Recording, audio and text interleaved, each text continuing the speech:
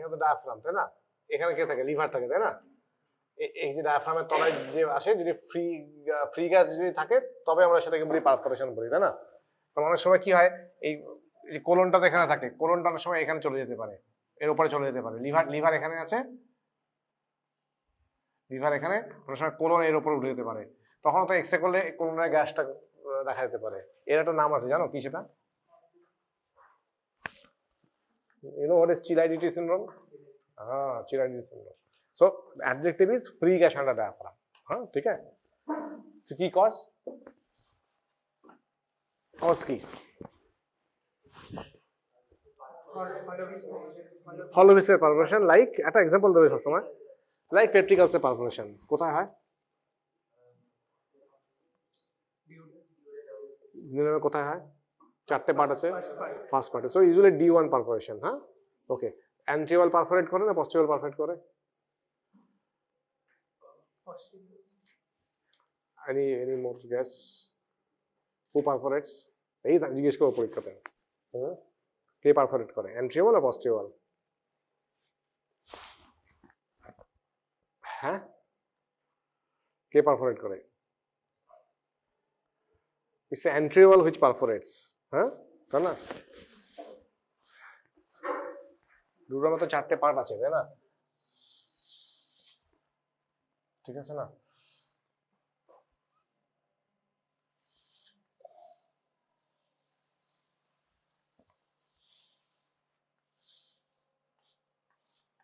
এটা কি?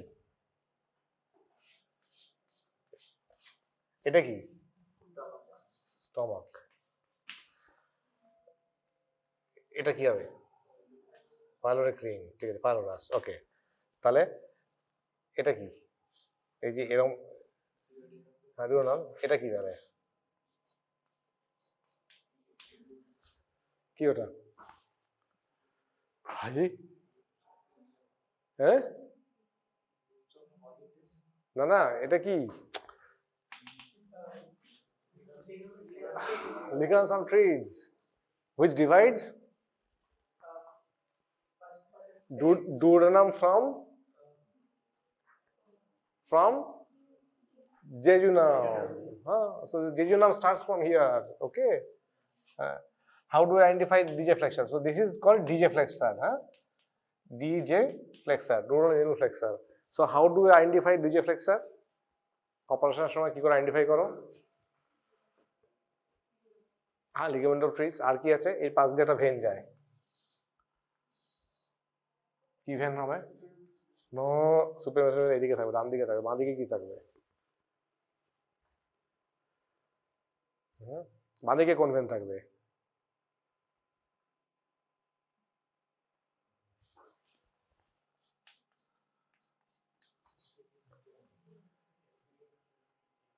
ইনফ্রামেসেনিক when. So DJ flexor কি করে আইডেন্টিফাই করবে? দেখবে, তো এটা হচ্ছে fixed ligament of trees, fixed জায়গা। হ্যাঁ, তারপর থেকে জেজুনাম হচ্ছে মোবাইল স্ট্রাকচার, বাট এটা ফিক্স এখানে। ওকে, সো মোবাইল স্ট্রাকচারটা হচ্ছে জেজুনাম, এটা হচ্ছে ডিজে ফ্লেক্সার, যেটা ফিক্স থাকবে, পাশ দিয়ে আইএমভি যাবে। So that's the DJ flexor. তার মানে এখান থেকে এই অবধি যে ডুওডেনাম। তাহলে কোনটা কোনটা কি পার্ট? এটা D1, এটা 2, এই হরিজন্টাল পার্টটা will be D3, ascending part till DJ D4। অ্যাম্পালা কোথায় আসবে? অ্যাম্পালা আসবে হচ্ছে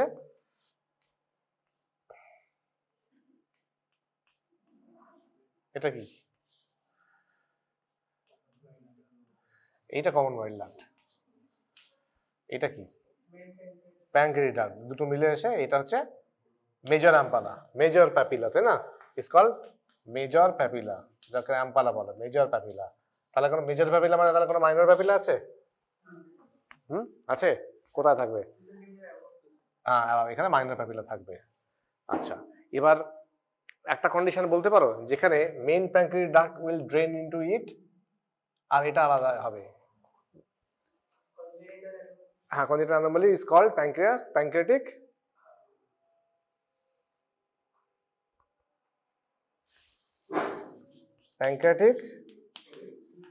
নেভিসাম। সো এটা তো নর্মাল, প্যাঙ্কের দুটো ভেন্ট্রাল ডাক্ট দুটো জয়েন করে নর্মাল এর সঙ্গে করে এরকম নর্মাল মেজর প্যাপিলা দিয়ে ড্রেন করছে, that's the normal thing, normal anatomy. But sometimes congenital anomaly হতে পারে যেখানে মেজর মানে মেজর ডাক্ট এইভাবে এসে ছোট মাইনর প্যাপিলা দিয়ে ড্রেন করবে আর কি। তাদের কারো কারো সিমটম হতে পারে, অবস্ট্রাকটিভ সিমটম হতে পারে, ঠিক আছে, প্যাঙ্গাল division, but that's the normal anatomy. So this is D2।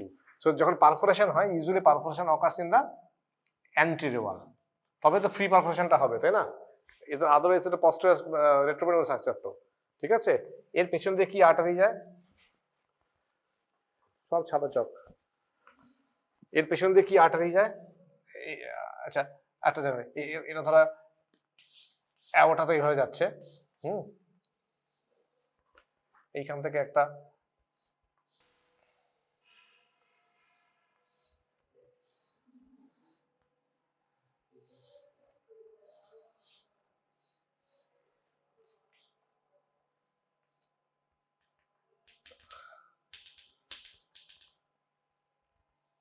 এটা কি celiac trunk, very nice, celiac trunk. Okay, celiac ট্রাঙ্কের কি কি branch? This is left gastric artery, LGA, very good, good. This is splenic artery, very good, splenic artery, very good. Common hepatic artery, so common hepatic artery runs transversely, হ্যাঁ, দিয়ে একটা জায়গায় এসে এটা এরকম উপরে উঠে যাবে, ঠিক এই জেনু থেকে, না না না, gastroduodenal artery, very good, GDA. So GD will come like this, it will go behind the duodenum, তারপর থেকে এটাকে বলা হয় hepatic artery proper, হ্যাঁ। So GD will go posterior to this. So the anterior ulcer is usually perforates. Posterior ulcer causes পেছনে তো GD আছে, তাহলে কি হবে? Ulcer will erode the vessel wall, তাহলে তার কি হবে? Bleeding. It can cause bleeding. So anterior ulcer perforates, posterior ulcer bleeds. That's the anatomy. ঠিক আছে? Okay. বাহ, good. Smart boy, huh? Very good. ঠিক আছে, গুড। ঠিক আছে, তাহলে অ্যান্ট্রিওল পারফেক্ট করলে তবে তো ফ্রি গ্যাসটা আসবে। সো এক্সাম্পল বলে কমনলি পেপটিক আলসার হতে পারে, যেটা কমনলি ডুওডেনাম হতে পারে, আবার স্টমাকও পারফেক্ট করতে পারে, তাই না? স্টমাকও পারফেক্ট করতে পারে, পারফেক্ট করে আসতে পারে, হ্যাঁ। ওকে, স্টমাকে গ্যাস্ট্রিক আলসার পারফেক্ট করতে পারে, অনেক সময় ম্যালিগন্যান্ট গ্যাস্ট্রিক আলসার পারফেক্ট করতে পারে, ঠিক আছে। আর কোথায় পারফরেশন হতে পারে? কোনো ইন্টেস্টিনাল পারফরেশন হতে পারে, স্মল ইন্টেস্টিনাল পারফরেশন হতে পারে, ওকে। অ্যাপেন্ডিক্স পারফরেশনে হাওয়া পাওয়া যায়, সো নাও পাওয়া যেতে পারে, is very lumen is very small, so appendicular perforation may not perforation, but it may not give free gas under diaphragm, হ্যাঁ। আবার যদি কোলোনিক পারফরেশন হয় কোনো কারণে, সেখানেও হাওয়া পাওয়া যাবে, বাট অ্যাপেন্ডিকুলার পারফরেশনে ইউজুয়ালি হাওয়া নাও পাওয়া যেতে পারে। How sensitive is straight x-ray? So আমরা নর্মালি কি করি, মানে ফ্রি গ্যাস দেখার জন্য what is the best x-ray? কি এক্সরে আমরা ইউজুয়ালি অ্যাডভাইস করি? হ্যাঁ, অ্যাবডোমিনাল এক্সরে না chest x-ray?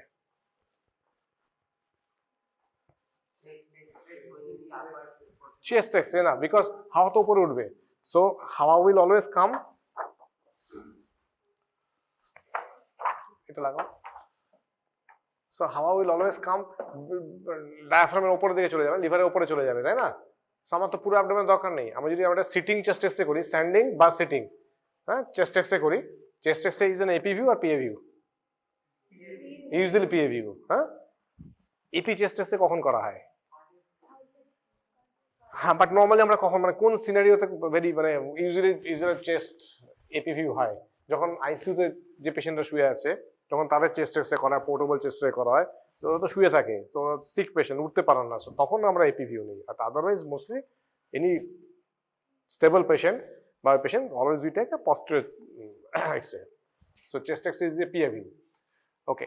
So sitting chest এক্সরেও যদি করো, বা স্ট্যান্ডিং, বা ইভেন যে পেশেন্ট দাঁড়াতে পারছে না, হ্যাঁ, যে পেশেন্ট ধরো পারফরেশন হয়েছে, তো সিক পেশেন্ট, সে ভালো দাঁড়াতে নাও পারে, even a sitting PA view will do, ওকে।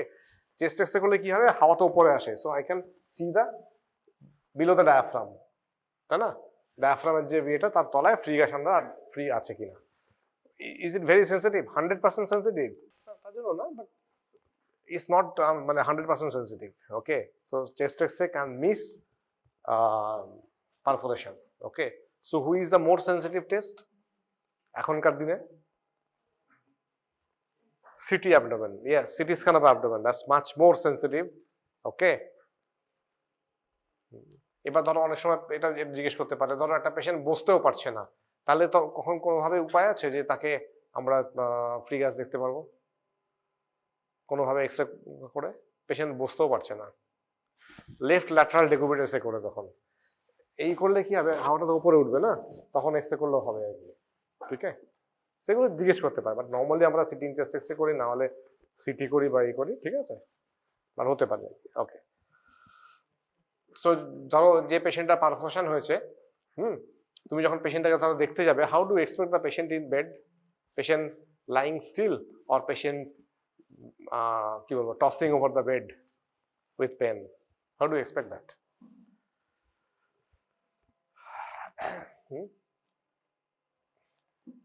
ধরো যে পেশেন্ট এবার ধরো ধরো এক্সরে যখন তোমাদের পরীক্ষা হবে, তো জিজ্ঞেস করতে হবে পারফোরেশনে তুমি ফ্রি গ্যাস না ডায়াফ্রাম পেয়েছো, আন্ডার ওয়ান ডায়াফ্রাম ও আন্ডার বোথ ডায়াফ্রাম, হোয়াটএভার যেরকম থাকবে। সো আমি জিজ্ঞেস করবো যে how do expect the patient in bed, this patient lying still in bed or tossing? হ্যাঁ হ্যাঁ হ্যাঁ বলো, আমি হ্যাঁ, lying still, why? Anyone for tossing, tossing on bed in pain? Tossing মানে ছটফট করছে, এই এদিক ওদিক করছে, হ্যাঁ টসিং। সো দেখেন টসিং এর ফেভারে বেশি, স্টিলের ফেভারে কম। হ্যাঁ, স্টিলের ফেভারে কম, টসিং এর ফেভারে বেশি, but she is right. A perforated peritonitis patient, they will lie still in bed, they won't toss. Colic even যাদের হবে, they will toss. কাদের কলিক হয়? ইন্টেস্টিনাল কলিক অর রিনাল, মানে ইউরেটারে যদি থাকে ইউরেটারে কলিক, যাদের মাসেল আছে আর পেরিস্টলসিস আছে তাদের কলিক হয়। সো দুটো স্ট্রাকচারে হতে পারে, ইন্টেস্টিনে হতে পারে অথবা ইউরেটারে হতে পারে, ঠিক আছে? Biliary colic, we call it biliary colic, but it's a misnomer, it's a biliary pain, basically dilating pain. So যেটা বলছিলাম, so he will be lying still because it's a perforated peritonitis, so they will lying still, নড়লেই তো ব্যথা হবে, তাই না? সমস্ত পেটের যে ভেতরে কন্টেন্ট যেগুলো intestinal content, they will come inside the peritoneal cavity and the parietal peritoneum is sensitive, so the moment there will be some movement, patient will have more pain. So will they move? They won't move, নড়লেই তো ব্যথা হবে। Okay, so what are the stages of peritonitis? প্রথমে কি হবে? প্রথমে হবে হচ্ছে কেমিক্যাল ইরিটেশন, কেমিক্যাল পেরিটোনাইটিস। পেটের ইন্টেস্টিনের যে জিনিসগুলো আছে সেগুলো তো ইন্টেস্টিনের মধ্যে থাকে, সেগুলো যদি ফুটো হয়ে বাইরে বেরিয়ে আসে, they will come in contact with parietal peritoneum, they will cause an inflammation. Peritoneum একটা হিউজ সারফেস, হ্যাঁ তাই না? পেরিটোনিয়ামকে ইরিটেট করবে, পেরিটোনিয়াম আরো ফ্লুইড সিক্রেট করবে। তো একটা স্টেজ আসবে যেখানে বেশ অনেক ফ্লুইড হলো, দিয়ে ওই ইরিটেন্ট গুলো একটু ডাইলিউট হয়ে গেল, তাহলে একটা সময় আসবে যে একটু ডাইলিউট হয়ে পেশেন্টের ব্যথা একটু কম হবে, একটু কমফোর্টেবল থাকবে পেশেন্ট, ওই সময় ব্যথাটা কম আছে আর কি, হ্যাঁ। বাট তাতে কি ডিজিজ কি প্রোগ্রেস বন্ধ হয়েছে? না, ডিজিজ ইজ প্রোগ্রেসিং। একটা স্টেজ আসবে যেখানে পেশেন্ট একটু কমফোর্টেবল হবে, তারপরে একটা স্টেজ আসবে পেটের মধ্যে তো সব পড়ে আছে। So what will happen? All the inflammation হবে, লিকি ক্যাপিলারিজ হবে, ব্যাকটেরিয়াল ট্রান্সলোকেশন হবে, তারপরে কি আসবে? Stage of infective peritonitis. So এগুলো কুইকলি গেট ইনফেক্টেড, তো পেশেন্ট তো সেপসিসে চলে যাবে অ্যান্ড শকে চলে যাবে, বিকজ পেরিটোনিয়াম থেকে প্রচুর জিনিসপত্র বেরোবে, প্রচুর ফ্লুইড সিক্রেশন হবে, so patient will go into shock, isn't it? হ্যাঁ, তার মধ্যে যদি ইনফেকশন হয় আস্তে আস্তে এমনি শক থেকে they will go into septic shock and will have, why shock is important? Shock আমি যদি ইমিডিয়েটলি শক রিভার্স না করি কি হবে? The target organs will get damaged. হ্যাঁ, সো ইয়া রেনাল ফেলিওর প্রথমেই হবে, কিডনি শাটডাউন হবে, ইউরিন কমে যাবে, হ্যাঁ ক্রিয়েটিন বাড়তে থাকবে, তারপরে লাংসের প্রবলেম হবে, তারপর ব্লাড প্রেশার কমতে থাকবে। So all the target organs will shut. Okay, so that's why before that stage comes, we have to identify the patient and we have to we start reversing the process. Okay, so reverse করতে গেলে আগে তো identify করতে হবে যে this is the problem. ওকে, ধরো এই যে পেরিটোনাইটিস পেশেন্ট হয়েছে, আমি যদি পেটে হাত দিই তাহলে কি হবে? টেন্ডার পেন হবে। রাইট নাও একটা পেশেন্ট আছে আমার কাছে আর কি, ঠিক আছে? So it's a tender abdomen. আমি আজকে এক্ষুনি দেখলাম আর কি tender ICU, I will operate today. So হাত দিলে পেশেন্ট লাফিয়ে উঠছে, হ্যাঁ, ইটস কল রিবাউন্ড। একটা হচ্ছে গার্ডিং রিজিডিটি আর একটা হচ্ছে রিবাউন্ড টেন্ডারনেস। আমি যখন এরকম করবো তখন যেমন ছেড়ে দিই, যেই পেরিটোনিয়ামটা ব্যাক করলো রিভার আরো পেইন হবে, ইটস কল রিবাউন্ড টেন্ডারনেস। হ্যাঁ, so generalize tenderness, generalized pain abdomen, guarding rigidity and rebound tenderness. These are the classical sign of peritonitis. পরীক্ষা এইভাবে জিজ্ঞেস করবে কিন্তু, ঠিক আছে? ওকে ওকে, তাহলে তুমি যখন আইডেন্টিফাই করলে যে একটা পেপটিক মানে একটা peptic perforation, likely peptic perforation, তাহলে কি করবে? এই পেশেন্টের এমার্জেন্সিতে এসছে, তাহলে কি করবে? এখানে ফুটো হয়েছে, তাহলে কি করবে? তাহলে how do fix it?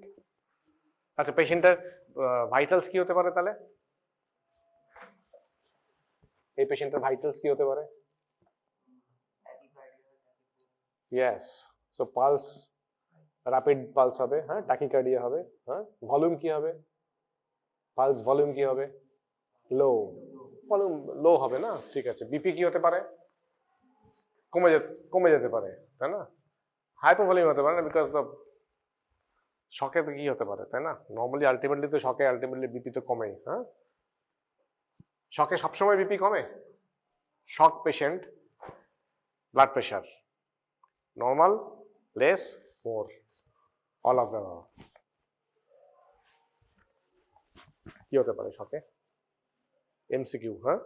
Shock patients, in a shock patient the blood pressure may be A normal, B less, C more, D all of the above, all of the above, সবই হতে পারে। But shock is defined as, এই যে বললাম সবই হতে পারে, how can hypertension হবে? সবই তো হতে পারে, অল অফ দ্য অ্যাবাভ। তো so shock cannot be defined with hypertension. Shock means cellular hypoxia, সেলে hypoxia, DO2 delivery of oxygen is less, তাই না? তাই তো। সো ব্লাড প্রেশার দিয়ে শক ডিফাইন করে না। শকে মোস্ট কমনলি আলটিমেটলি হবে যেটা, সেটা হচ্ছে আলটিমেটলি হাইপারটেনশনে গিয়ে দাঁড়াবে, হ্যাঁ।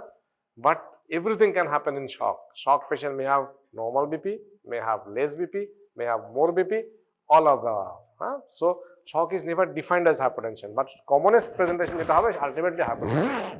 ব্লাড প্রেশার সব যা কিছু হতে পারে, মোস্ট কমন আলটিমেটলি মানে প্রোগ্রেসিভ শকে আলটিমেটলি বিপি কমবে, বাট ইনিশিয়ালি যা খুশি তাই হতে পারে। ওকে, তো তাহলে এই যে শক হচ্ছে একটা পেশেন্টের, অক্সিজেন কম যাচ্ছে, সেলুলার হাইপোক্সিয়া হচ্ছে, তাহলে আমি বুঝবো কি করে তাহলে শক হচ্ছে? কি দেখে বুঝবো? ব্লাডে কি দেখে বুঝতে হয়? সেলের মেটাবলিজম কি, মানে নর্মালি, হ্যাঁ, ইয়েস, ল্যাকটেট দেখে। সেলের নর্মালি আমাদের নর্মাল সেল মেটাবলিজম কি রকম? Aerobic, anaerobic? অ্যারোবিক। তো যা মোমেন্ট অক্সিজেন কম যাবে তাহলে কি হবে? সিডুল, হ্যাঁ, গো into anaerobic metabolism. So what is the end product of anaerobic metabolism? Lactic acid. তাহলে ব্লাডে কি হবে? Lactic acid. আমি ভিবিজি করি আর এবিজি করি, হ্যাঁ, যদি ব্লাড গ্যাস করি, the lactic acid will be more. Normal lactic acid level কত? নর্মাল ল্যাকটিক অ্যাসিড লেভেল, হ্যাঁ। এইগুলো তো জিজ্ঞেস করবো, তবে তো নর্মাল জানলে তবে তো অ্যাবনর্মাল ধরতে পারবে, এটা হোম টাস্ক, ঠিক আছে? সবাই বলে দেবো না, ঠিক আছে? Encoding unit, this is common thing, হ্যাঁ। সো ইনিশিয়ালি একটা পেশেন্ট যে ঠিক নেই, হ্যাঁ, ল্যাকটেড উইল টেল আস, ওকে। সেই সময় ব্লাড প্রেশার নর্মালও থাকতে পারে। এবার ব্লাড প্রেশার যখন কমছে, সেটা তখন শক আরো অ্যাডভান্স হয়ে গেছে। আমাদের সবসময় কখন ধরতে হবে? যখন আমি ইজিলি রিভার্স করতে পারবো, before it goes into much deep, okay, much progressive state, okay okay. হ্যাঁ, তাহলে ধরো এবার পেশেন্টটা এসছে, তুমি এক্স রে করেছো, যখন ইন্টার্নশিপে যাবে তোমাকে ব্রাদার বা নার্স বললো, স্যার এটা এক্সট্রা হয়েছে, এটা একটা পারফোরেশন আছে, হ্যাঁ। তুমি গেলে দেখলে পেশেন্টের dry, pulse volume low, okay, tachycardic, tachypneic, হ্যাঁ, হাত দিলে is rigid, tender, generalize tenderness, rebound tenderness. So how do manage? এই কোয়েশ্চেন জিজ্ঞেস করা পরীক্ষাতে, অল প্র্যাকটিক্যাল কোয়েশ্চেন, হ্যাঁ। সার্জন অত থিওরি বেশি, প্র্যাকটিক্যাল কোয়েশ্চেন কি করবে? তাই এই তো করতে হবে, সারা জীবন তো এই করতে হবে সার্জারি থেকে। So what we'll do?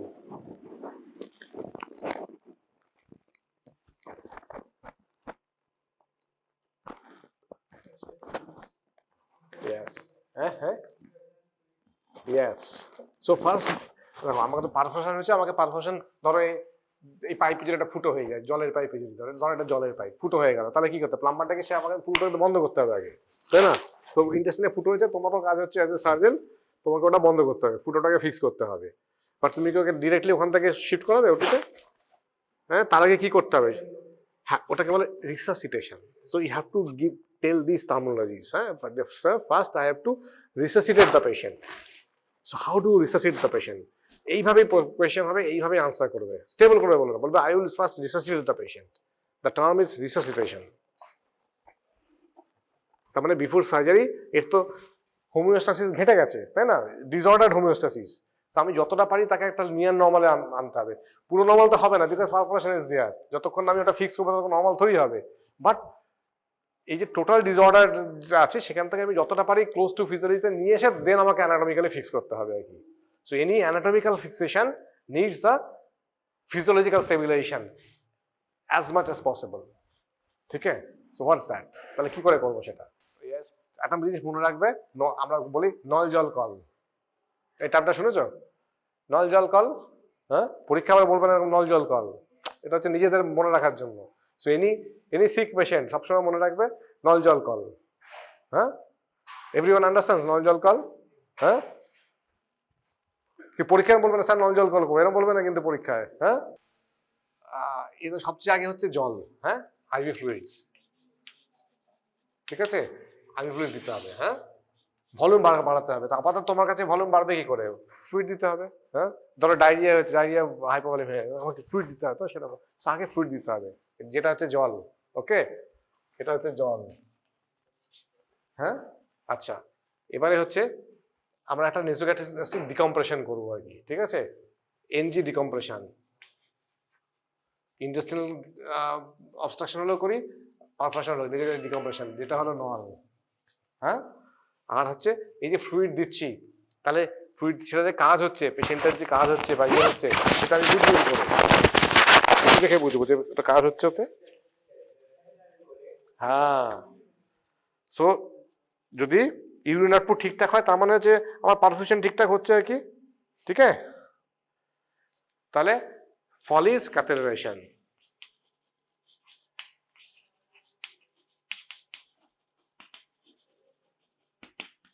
Call, নল জল কল। পরীক্ষায় দয়া করে নল জল কল বলো না, যাই করো।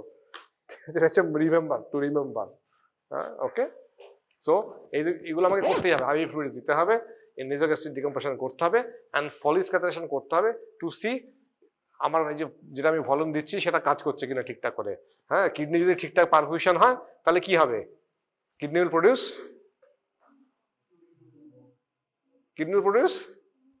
ইউরিন। কেউ যদি হাইপোভলিউমিক হয়, হ্যাঁ, একদম মানে ভলিউমই নেই, তাহলে তার কিডনি কি ইউরিন তৈরি করবে? তাহলে সেই পেশেন্টের ইউরিন হবে? হবে না। এবার তুমি ক্যাথেটার করেছো, ফ্লুইড দিচ্ছ, দেখলে সুন্দর ইউরিন হচ্ছে, তার মানে কি? পারফিউশন ভলিউমটা রিপ্লেস হচ্ছে, অ্যানাটমিক্যাল ফিক্স হয়নি, কিন্তু physiologically you are doing the right thing. হ্যাঁ, গিভিং ফ্লুইডস, তাই না? তাহলে একটা পেশেন্টের, ধরো এই পেশেন্টের বডি ওয়েট বলতে না, একটা 50 কেজি বডি ওয়েট আছে। হ্যাঁ, তাহলে তুমি তার কত ইউরিন এক্সপেক্ট করো? এটা সবাই দেখেছো যে গরমকালে ধরো অনেকক্ষণ জল খাওনি, ইউরিন কালার কিরকম হয়? Everyone has experience the urine colour. The moment জল কম খেয়েছো, ইউরিন জল বেশি করে খাবে, ইউরিন কালার কি হবে? ক্লিয়ার, নর্মাল হয়ে যাবে। সো তুমি একটা পেশেন্টকে ইউরিন যদি ক্যাথেটার করো, তুমি তার ইউরিন দেখে বুঝতে পারবে প্রথমে হয় একটা হচ্ছে ইউরিন নেই, কিডনি তো ইউরিন তৈরি করছে না, ফ্লুইড দিচ্ছে, ইউরিন আসতে শুরু করেছে। শুরুর দিকে কি হবে? It will be high coloured. যত ফ্লুইড বেশি পাবে, যত ভালো পাবে, তত urine colour will be normalise, নর্মালের দিকে যাবে, নর্মাল যে আম্বার কালার হয় আর কি। ঠিক আছে, ক্লিয়ার কালার, আমরা বলি ক্লিয়ার ইউরিন। ঠিক আছে, আর যখনই যত হবে না হাই কালার ইউরিন। ঠিক আছে, প্রথম দিকে তো ইউরিন আসবেই না। সো ফলিস ক্যাথেটার করে আমরা নর্মালি তার সাথে কি করি? ইউরো ব্যাগ, বা আরো ঘন্টায় ঘন্টায় যদি আমাকে দেখতে হয় তাহলে আমরা লাগাই হচ্ছে ইউরোমিটার। আইসিইউতে দেখবে এগুলো লাগানো থাকে আইসিইউতে। হ্যাঁ, ইউরোমিটার, যেখানে পার আওয়ার দেখা যায় যে কত ইউরিন আসছে। ওকে, এমনি ইউরো ব্যাগ লাগালে হয়ে যায়, কিন্তু যখন আমরা ঘন্টায় ঘন্টায় দেখতে হবে তখন তো I need a correct measurement, তখন আমরা ইউরোমিটার বা ইউরিনোমিটার বলে আর কি। সেখানে একটা আলাদা এক্সট্রা চেম্বার থাকে যেখানে পার আওয়ার কত আসছে দেখতে পাবে। সো ধরো যদি 50 কেজি হয় তাহলে কত ইউরিন হলে ইউ উইল বি হ্যাপি? এর কোনো রুল আছে? মেডিকেল সায়েন্সে সবকিছু রুল আছে মোটামুটি। হ্যাঁ কি কত ইউরিন হলে হবে? এই কোয়েশ্চেন জিজ্ঞেস করবো পরীক্ষাতে, এই জিজ্ঞেস করবো আমি তো এই জিজ্ঞেস করবো, প্র্যাকটিক্যাল আর যা কাজে লাগবে। হ্যাঁ কত 50 কেজি বডি ওয়েট, কত ইউরিন চাও আওয়ারলি? কোনো ক্যালকুলেশন আছে? 0.521 ml পার কেজি পার আওয়ার, এটা আমার ইউরিন আউটপুট, এটা মিনিমাম 0.5 ml পার কেজি পার আওয়ার। 1 হলে আই এম হ্যাপি। তাহলে যদি 50 কেজি হয় আমার মিনিমাম কত হতে হবে? তাহলে কত হবে 50 কেজি হলে? মিনিমাম কত চাই আমার পার আওয়ার? মিনিমাম কত চাই? 25 চাই মিনিমাম, আমার 25 ml চাই। সো ইউরোমিটার দেখবে 25 ml এসছে কিনা। 50, আর যদি 50 আছে তার মানে happy, anything more than 25 is I am very happy. তাহলে আমার 25 আমি তাহলে আমাকে ওটিতে নিয়ে যাওয়ার আগে, অ্যানাটমিক্যাল ফিক্সেশন করার আগে ফিজিওলজিক্যাল রেস্টোরেশন যতটা পারি ম্যাক্সিমাম পসিবল আমাকে করে নিতে হবে। সো তার মধ্যে কি কি দেখবো? একটা হচ্ছে ইউরিন কতটা হচ্ছে। সো আমার যদি দেখো যে তাহলে তোমরা যখন ইন্টার্ন হবে, ধরো আমি ওটিতে আছি, এই ধরো এখন আমি পারফরমেশন করতে যাবো, সো আমি দেখে নিয়েছি ইউরিন এখন ঠিকঠাক আসছে আর কি, ঠিক আছে। সো তোমার বলে স্যার ইউরিন এখন ঠিকঠাক আছে, লাস্ট 2 ঘন্টায় 50 কেজি বডি ওয়েট, লাস্ট 2 ঘন্টায় 40 করে ইউরিন এসছে, রিসার্চে স্যার এখন ফিক্স করে দিন, ঠিক আছে। So that is your role as an intern, ঠিক আছে, to make the patient ready. আর হচ্ছে পেশেন্ট তো একটু অক্সিজেনে তো কম, any shock oxygen be less, so একটু অক্সিজেন সাপ্লিমেন্টেশনও দিয়ে রাখতে হবে, ঠিক আছে। একটা এবিজি দেখে নিতে হবে, হাউ ইজ দ্য ল্যাকটেট, তাহলে একটু the moment you will resuscitate the patient lactate will come down, তাই না। যেই অক্সিজেন পাবে, ফ্লুইড পাবে, সেলে অক্সিজেন পৌঁছাবে, ল্যাকটেট প্রোডাকশন কমে যাবে না, সো ল্যাকটেট ইমপ্রুভমেন্ট হতে থাকবে, বেস ডেফিসিট কমতে থাকবে, ঠিক আছে। So this is the way you have to do the resuscitation, and then you have to fix it. You have to do exploratory laparotomy. You have to you have to close the perforation, repair the perforation. Normally আমরা ধরো 2-3টে Vicryl বা PDS দিয়ে with একটা Graham's patch দিয়ে, ঠিক আছে, omental প্যাচ দিয়ে repair করি। and you need a thorough peritoneal toileting. শুধু ক্লোজ করলেই হবে না, কারণ চারদিকে পেরিটোনিয়াল মধ্যে তো সব ইন্টেস্টিনাল কন্টেন্ট পড়ে আছে। So you have to do thorough peritoneal toileting, this are the terms, এইগুলোই বলবে। হ্যাঁ, টয়লেটিং মানে কি? তোমাকে copious amount of warm fluid, normally normal saline দিয়ে দিই, নর্মাল স্যালাইন দিয়ে ভালো করে পেটটা ধোয়াধুয়ি করে দিতে হবে, করে ওগুলো সাক করতে হবে, and you have to mop it dry. কারণ তা যদি না করো ওগুলো সব অ্যাডিশন করবে, যেখানে যেখানে সব গন্ধা জিনিস পড়ে থাকবে সেগুলো সব পরে অ্যাডিশন করবে, তারপরে ইন্টেস্টিনাল অবস্ট্রাকশন হবে, এইসব হবে, ঠিক আছে। So you have to do physiological restoration, resuscitation, physiological restoration, then exploratory laparotomy, closure of the perforation, and thorough peritoneal wash or thorough peritoneal toileting. Okay, copious amount of warm fluid দিতে হবে। warm fluid কেন দেবে? নাহলে patient hypothermic হয়ে যাবে। হ্যাঁ, there is a compromised patient already. Okay, so করে ভালো করে পেরিটোনিয়াল ওয়াশ দিয়ে বন্ধ করতে হবে। That's all. কি ফ্লুইড দেবে যখন যখন পেশেন্টকে রিসাসিটেট করবে? কি ফ্লুইড দেবে? রিঙ্গাস ল্যাকটেট, মানে চেষ্টা করবে ক্রিস্টালয়েড দিতে। হ্যাঁ, ওকে, যেগুলো আইসোটোনিক, নট 5D। 5Dর ভলিউম অফ ডিস্ট্রিবিউশন অনেক বেশি, বেরিয়ে যাবে।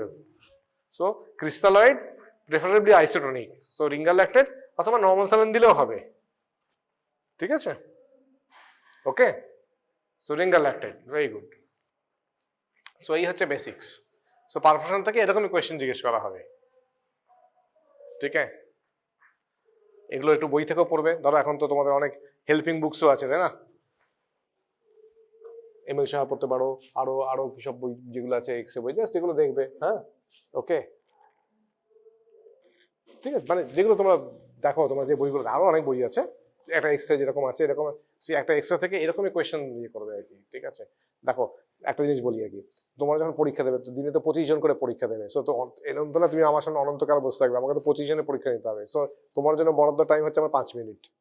So 5 minutes I will ask you the quick this question, quick answer, you will get full marks. কিন্তু প্রপার টার্ম ইউজ করবে, বেশি বলার, বেশি হাজারের কোনো স্কোপই নেই, ঠিক আছে।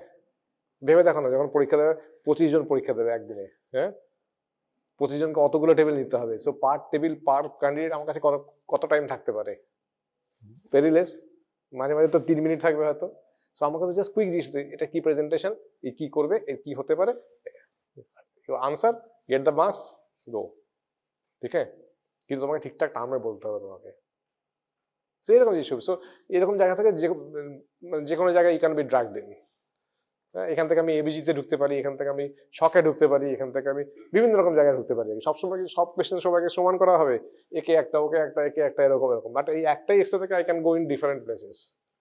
ঠিক আছে, হ্যাঁ, এখান থেকে আমি ধরো চলে গেলাম ইন্টেস্টিনাল পারফোরেশনে। ধরো আমি বললাম এটা একটা 3 দিনে পুরোনো পারফোরেশন, ইন্টেস্টিনাল পারফোরেশন। তাহলে তুমি এর ম্যানেজমেন্ট কি করবে? ধরো এর একটা টাইপ মানে ফিভার হচ্ছিল, এই পেশেন্টে বলে দিলাম এই পেশেন্টটা 7 দিন ধরে ফিভার হচ্ছে। হ্যাঁ, 7 দিন না 10 দিন ধরে ফিভার হচ্ছে। টাইফয়েড পড়ানো হয়েছে মেডিসিনে? মেডিসিন হয়নি?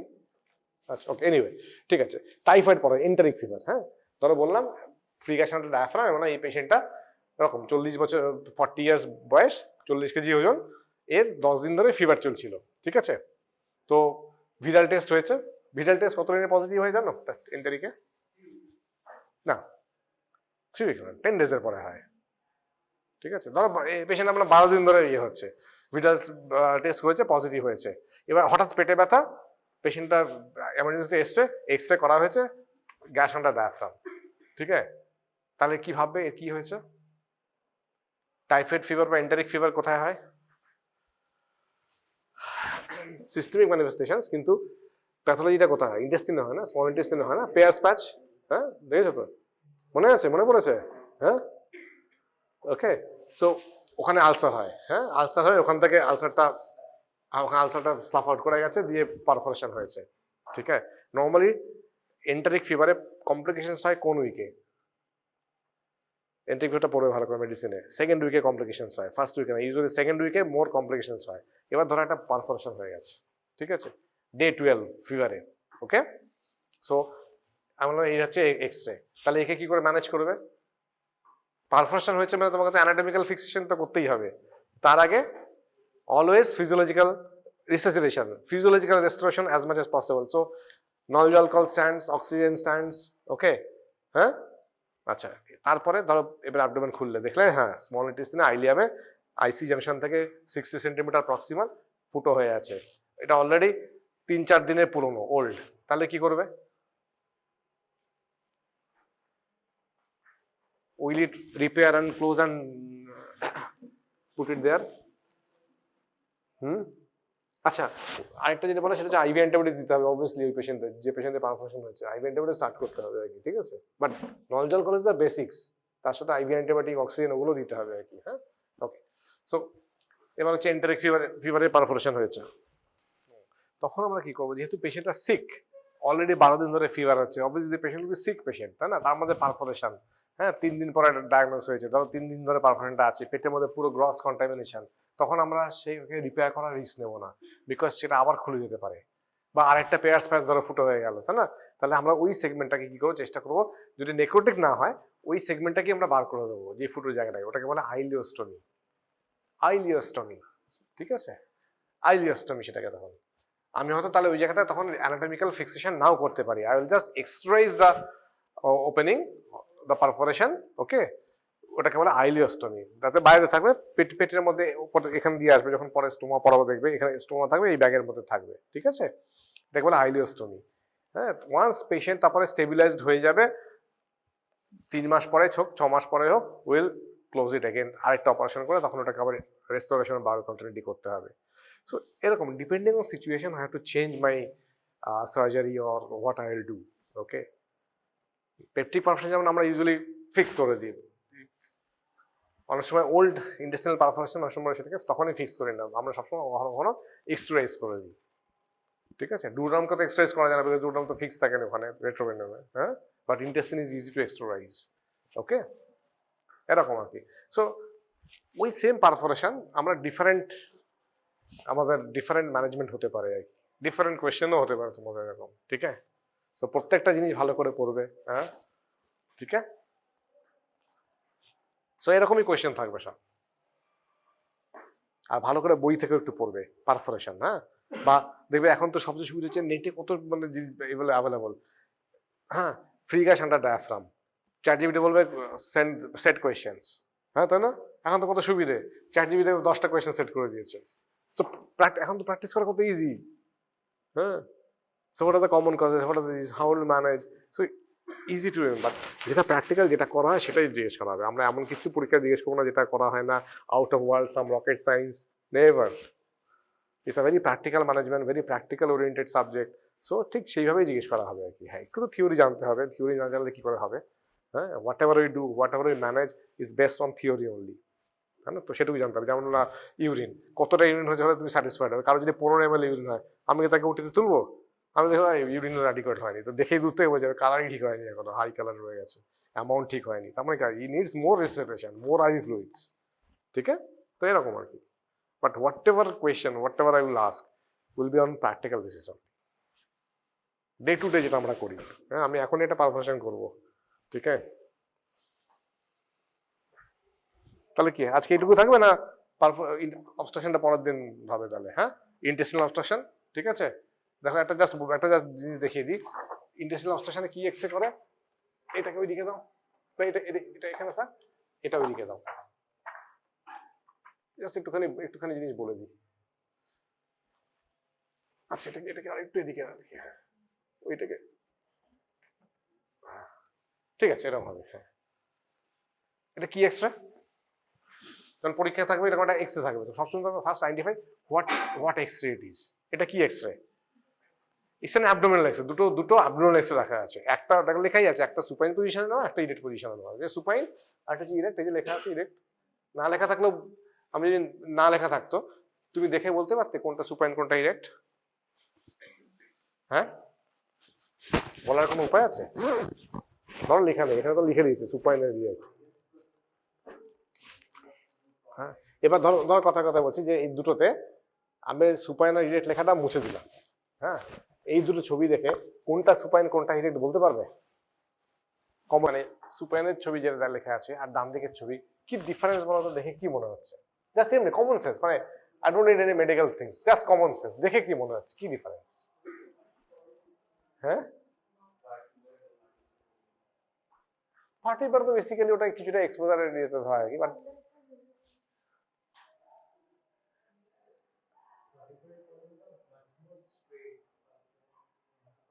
but that doesn't distinguish these things. আর কি এভিডেন্ট, মানে দেখে কি মনে হচ্ছে? দেখো, তোমরা জাস্ট দেখতে থাকো, তাহলে মানে ইন্টারেস্টিং হবে ব্যাপারটা। জাস্ট সি, মানে it's there, but you have to find, your eyes have to find it. হ্যাঁ হ্যাঁ, বলো না, কমন সেন্স, মানে নাথিং মেডিকেল। এখন মেডিকেল ভুলে যাও, জাস্ট এই দুটো ইয়ের তফাৎ, মানে ডিফারেন্সে কি মনে হচ্ছে অ্যাকচুয়ালি? কোনটা? উপরেরটা? এটা এখানটা? হ্যাঁ, কি ওটা তো ফান্ডিক গ্যাস। এখানে কি আছে যেটা ওখানে নেই?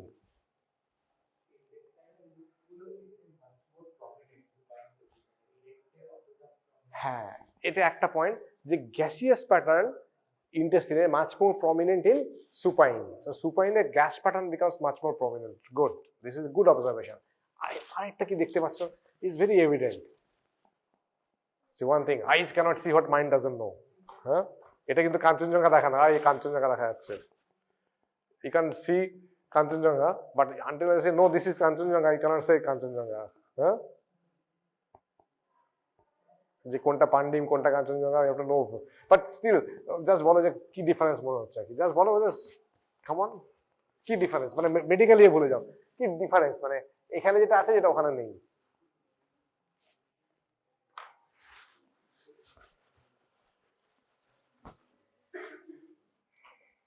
একটা এয়ার ফ্লুইড লেভেল দেখতে পাচ্ছ এখানে, স্ট্রেট লাইনস কিছু আছে যেখানে ওখানে কোনো একটা স্ট্রেট লাইন নেই। এয়ার ফ্লুইড লেভেল, আমরা air fluid level pi only when we are erect, ঠিক আছে? বিকজ ইরেক্ট হলে কি হবে, কোনটা ভারী, ফ্লুইডটা ভারী না এয়ারটা ভারী? ফ্লুইডটা ভারী। So fluid will gravitate like this, air will come on this. So only in erect you will get air fluid level. So ফ্লুইডটা এরকম একটা স্ট্রেট লাইন পাবে, ওপরে এয়ার। সি সুপাইনে এটা হবে না, সুপাইনে তো ফ্লুইডটা এরকম ছড়িয়ে থাকবে। একমাত্র আমরা যদি দাঁড়াই, হ্যাঁ, তুমি ধরো একটা গ্লাসে জল নিয়েছো, হ্যাঁ, ঠিক আছে, ধরো একটা কাঁচের গ্লাস হাফ ফুল করেছো। So fluid will be like this, হ্যাঁ, তাহলে স্ট্রেট লাইন, উপরে হাওয়া। গ্লাসটা যদি এরকম এরকম করে দাও, মানে উল্টে দাও, জলটা তো চারদিকে ছড়িয়ে যাবে, ওরকম কোনো হাওয়ার ফ্লুইডের ইন্টারফেস হবে? এটা ভেবে দেখো, একটা কাঁচের গ্লাস নিয়েছো যেখানে হাফ ফুল, ওকে, যখন স্ট্রেট করে গ্লাসটাকে রাখবে তুমি দেখবে একটা ফ্লুইড কলাম, তারপরে একটা স্ট্রেট লাইন, তার উপরে হচ্ছে হাওয়া। গ্লাসটা যদি এরকম করে দাও, জলটা তো চারদিকে ছড়িয়ে যাবে, হ্যাঁ, এয়ার ফ্লুইড লেভেল থাকবে কিছু। সিমিলার থিং ইন্টেস্টিনে, হ্যাঁ, ইন্টেস্টিনটা একটা নর্মাল ইন্টেস্টিনে কি থাকে? হাওয়া আর কিছু ইন্টেস্টিনাল ফ্লুইড। তো the moment this erect, we'll get air fluid level, which is not possible in supine position. So in erect, যদি অবস্ট্রাকশন হয় তাতে কি হয়, তখন তো আরো বেশি ফ্লুইড লেভেল আর এটা প্রমিনেন্ট হয়ে যায়। নর্মাল লোকের কিরকম পাবে, এরকম পাবে না, হ্যাঁ, এটাকে বলে স্টেপ ল্যাডার প্যাটার্ন। দেখো, এই একটা স্টেপ, এই একটা স্টেপ, এই একটা স্টেপ, স্টেপ ল্যাডার প্যাটার্ন, হ্যাঁ, একটা স্টেপের উপর একটা step ladder pattern. So the air fluid level becomes prominent in erect position. ठीक है, ठीक है। Whereas in supine, air fluid level পাবে না, but as he said, gas pattern becomes prominent. So দেখো, intestinal কি সুন্দর এখানে prominent হয়েছে, পুরো একটা ওয়াল থেকে একটা দেখা যাচ্ছে, হ্যাঁ। সো এটা কি, এটা স্মল বাউল না এটা লার্জ বাউল? কি মনে হয় ভাই? আচ্ছা, স্মল বাউলে কি থাকে আর লার্জ বাউলে কি থাকে? তাও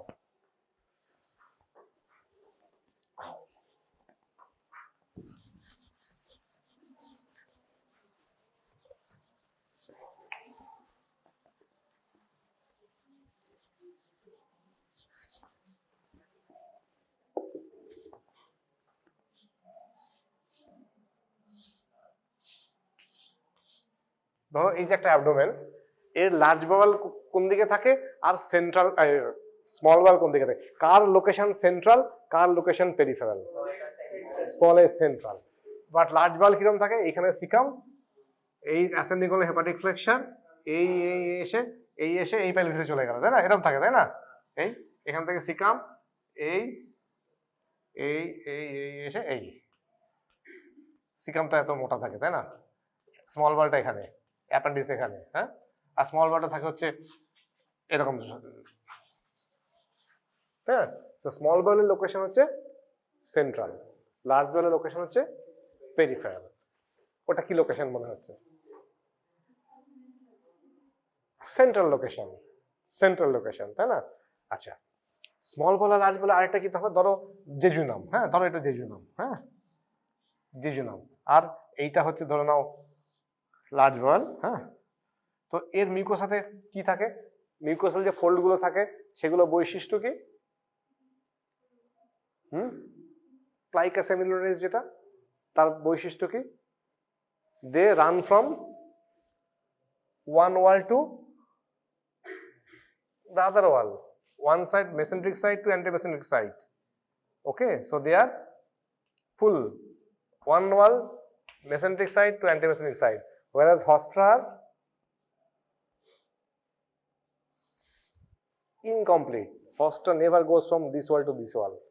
Look at there where they have reached, complete one wall to another wall. তাহলে এটা কি হবে? তাহলে small bowel, this is jejunal loops.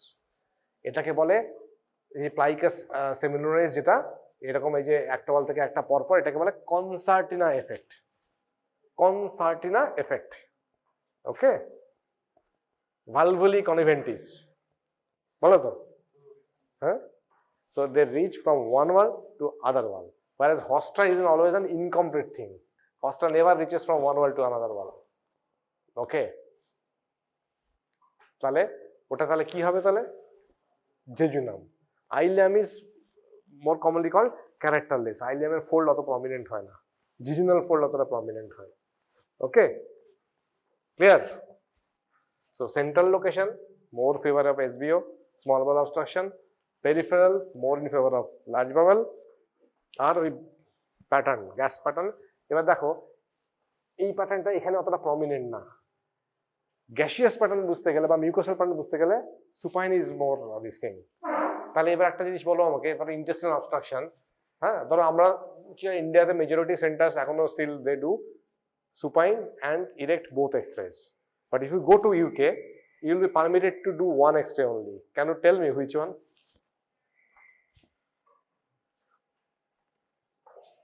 If you go to UK, you cannot do both in suspected interstitial obstruction. Only one is permitted. Which one? Supine one. Because supine will tell you the gaseous distinction very clearly. Where is the obstruction? Ki ache dekhe এটা jejunum না, এটা ileum না, এটা colon. হ্যাঁ, ঠিক আছে, only supine, you can't order on direct x-ray.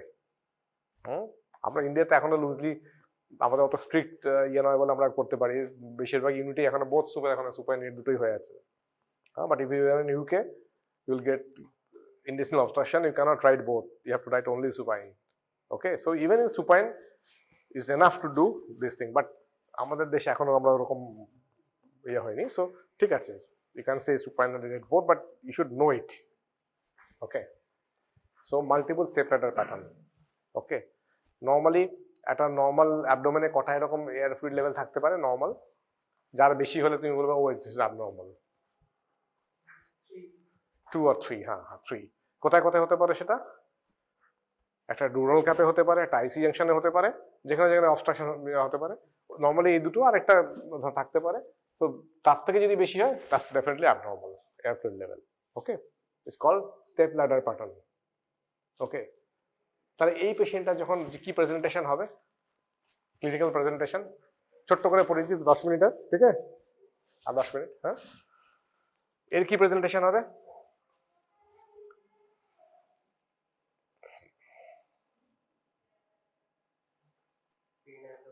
Yes, pain abdomen হবে। এই পেশেন্টের পেইন অ্যাবডোমেন কিরকম পেইন অ্যাবডোমেন হবে? একটুকে বললাম কলিকি পেইন অ্যাবডোমেন হবে। কলিকি সবার তো ছোটবেলা থেকে কলিক হয়নি, এরকম কেউ আছো যার কখনো কলিক হয়নি? হ্যাঁ, সবার না কখনো কখনো পেট ব্যথা তো হয়েছে। হ্যাঁ, সো পেট ব্যথা যখন হয় তখন কিরকম হয়? কামড়ে কামড়ে কামড়ে। হ্যাঁ, ইনফেকশনের জন্য নানা কারণে হতে পারে কলিক, বাট অবস্ট্রাকশনে কি হবে বেসিক্যালি? তো অবস্ট্রাকশন তো স্প্যাজম এরকম করবে। হ্যাঁ, so it's a colicky pain. How to define a colicky pen?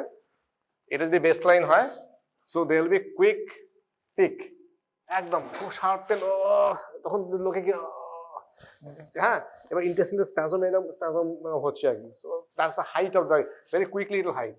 একটু পরে কি হবে, ইন্টেস্টিন তো টায়ার্ড হয়ে যাবে না, একটু পরে তো মাসলটা স্প্যাজম চলে যাবে, যেই চলে যাবে ওই ব্যথা এটা চলে যাবে, একটু ভালো ভালো লাগছে আর কি, টুক করে এটা তখন এরকম বেসলাইন টাচ করে যাবে আর কি। So it's call crescendo decrescendo. হ্যাঁ, কুইক পিক, ক্রিসেন্ডো ডিক্রিসেন্ডো। হ্যাঁ, দিয়ে আবার till the next spasm comes, ততক্ষণ ভালো আছে, আবার তখন এরকম হবে আর কি। সো তুমি যে গ্রাফ করো পেনটা এরকম হবে আর কি। হ্যাঁ, ক্রিসেন্ডো ডিক্রিসেন্ডো, টাচ ইজ বেস লাইন। মাঝখানে যে যতক্ষণ ওই আবার একটা স্প্যাজম আছে তখন ইউ আর ফিলিং কমফোর্টেবল, আর যখন স্প্যাজমটা হচ্ছে ওরে বাবা রে, দ্যাটস দ্য পশ্চার নরমালি লোকে এরকম করে। So that's the colicky pain. Okay, but peritonitis patient, perforative peritonitis patient, they won't move. আরে নড়লেই তো পেরিটোনিয়ামে ইরিটেশন হবে না, ব্যথা হবে, so they will be lying still.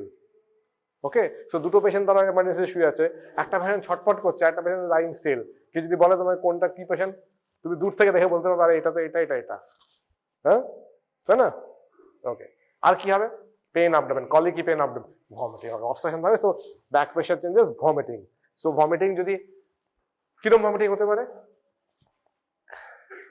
ধরো স্মল বেল অবস্ট্রাকশন হচ্ছে, ওরকম কি ভমিটিং হতে পারে? ভমিটিং এর কিছু অ্যাডজেক্টিভ হবে। প্রজেক্টাইল কার হয়? তাহলে ডিজনাল অবস্ট্রাকশন আছে, তার অ্যাডজেক্টিভ কি হবে? ইউজুয়ালি বিলিয়াস ভমিটিং হবে না, বিকজ আম্পালার নিচে তো বাইল তো চলে এসছে, সো বিলিয়াস ভমিটিং হবে, সবুজ বা ইয়েলো কালারে ভমিট করবে। হ্যাঁ, সো ইটস আ বিলিয়াস ভমিটিং হবে। ওকে, গুড। আর কি হবে? Clinical features, distinction, distended abdomen হবে, ভেরি গুড, ডিস্টেন্ডেড অ্যাবডোমেন হবে, ভেরি গুড। হ্যাঁ, ঠিক আছে। আর পেশেন্ট বলতে পারে আরে পেট ডাকছে, মানে বর্বরগ্মি, হ্যাঁ, গুড়গুড় করে আওয়াজ হচ্ছে, পেশেন্ট বাইরে থেকে শুনতে পাচ্ছ। হ্যাঁ, ঠিক আছে, বর্বরগ্মি হবে, বাইরে থেকে শোনা যাবে অনেক সময়। ঠিক আছে, ওকে, বাট স্টেতে বসাও, দেখবে গুড়গুড় গুড় কন্টিনিউয়াস আওয়াজ হয়ে চলেছে। হ্যাঁ, ঠিক আছে। whereas in perforated peritonitis the abdomen will be silent, সেই abdominal distension হতে পারে, বাট ওইরকম গুড়গুড় গুড়গুড় আওয়াজ হবে না, that will be silent abdomen। আর কলিকি যখন হবে অবস্ট্রাকশন থাকলে হাইপার পেরিসোসিস হবে না, ভিজিবল পেরিসোসিস দেখতে পাবে, দেখো তো এরকম সাপের মতো ফুলে ফুলে উঠেছে হয়তো, ঠিক আছে? ওকে, তাহলে এর ম্যানেজমেন্ট কি হবে? Again the same, you have to resuscitate the patient. Anything anatomical করার আগে অলওয়েজ রেস্টোর ফিজিওলজি, মনে রাখবে সবসময়। কিভাবে করবো? মানে রিসাসিটেট দ্য পেশেন্ট বাই নল জল কল। পরীক্ষা নল আছে, পরীক্ষা নল জল কল বলবে না এমনি করে, ঠিক আছে? ইউজ আ প্রপার মেডিকেল টার্ম, নল জল কাছে মনে রাখার জন্য আর কি, হ্যাঁ, বা নিজেদের মধ্যে কথা বলার জন্য নল জল কল করে দাও, ঠিক আছে? বাট পরীক্ষায় have to proper term, okay? So resuscitation, IV fluids, preferably crystalloids, ringer lactate, huh? Okay, then NG decompression, এই patient তো লাগবে NG decompression, okay? Then Foley's catheterization, monitor urine output, if required oxygen, IV antibiotics because of obstructive system, translocation of bacteria, so third generation normal cephalosporin along with some metrogyl because it covers, মানে metronidazole পরীক্ষা metrogyl বলবো না, metronidazole যাতে anaerobic খাবার থাকে সেটাও দিতে হবে, হ্যাঁ, okay? Then oxygen, ready the patient, make the patient ready, then যদি অবস্ট্রাকশন রিলিভ না হয় ইউ হ্যাভ টু অপারেট, ঠিক আছে? And find the cause of obstruction, নানা কারণ অবস্ট্রাকশন হতে পারে, হ্যাঁ, সেগুলো একটু পড়ো, what are the causes of obstruction, ঠিক আছে?